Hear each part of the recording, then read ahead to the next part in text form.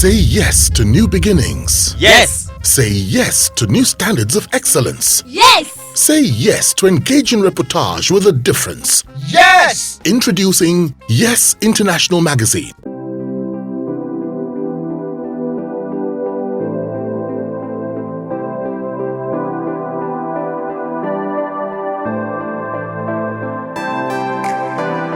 You were part of Living in Bondage, the movie that gave us what we are celebrating today as Nollywood.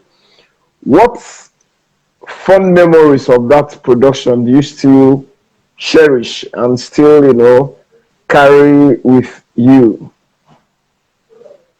Which one? Which production? Nollywood, Living in Bondage. Oh, well, for me, I was already doing very well with Checkmate, where I was playing like a Jabota who was schooling in America and then comes back home during vacations to be part of the family business.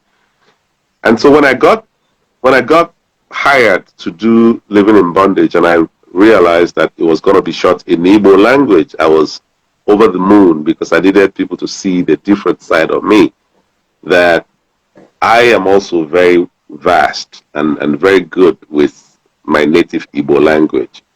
And it turned out very well. Some of the fun memories I had doing Living in Bondage was that, I met the guys who became the cream of the pioneering effort in Living in Bondage. I already knew Kanayo from Enugu, where we all started hustling, going to radio and television stations back in Enugu growing up. I already knew Kanayo. It was there I met Kenneth Okonkwo.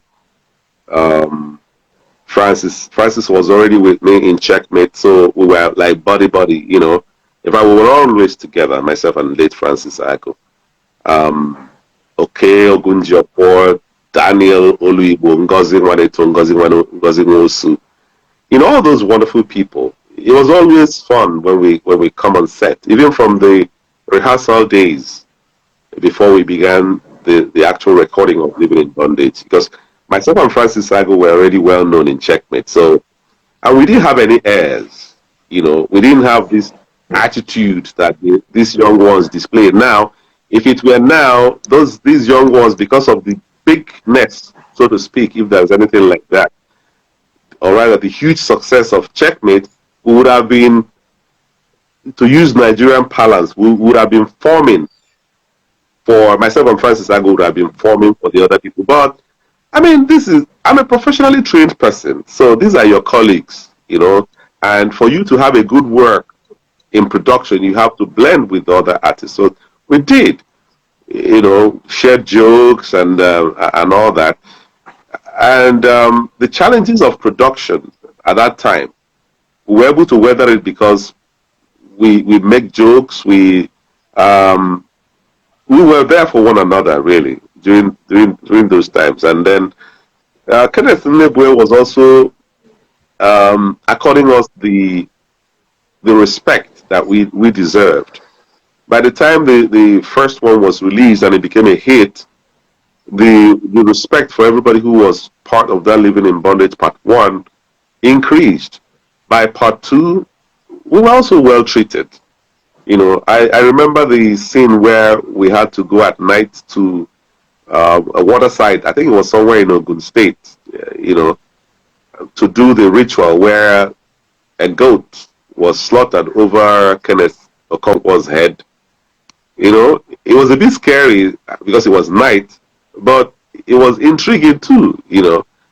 All those things were part of the things that, after that we made joke and all that. The goat was used for pepper soup much later. It was really interesting. And then for the first time, you're walking on the streets and you pass where they sell music cassettes and all that, and you see the video that you're on the cover on sale.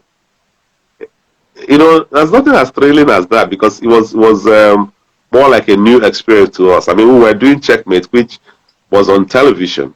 But this time you see yourself on the packet of films. And people recognize you again on the street based on Checkmate and the movie. It was interesting. I mean, one enjoyed it. Still do. Interesting.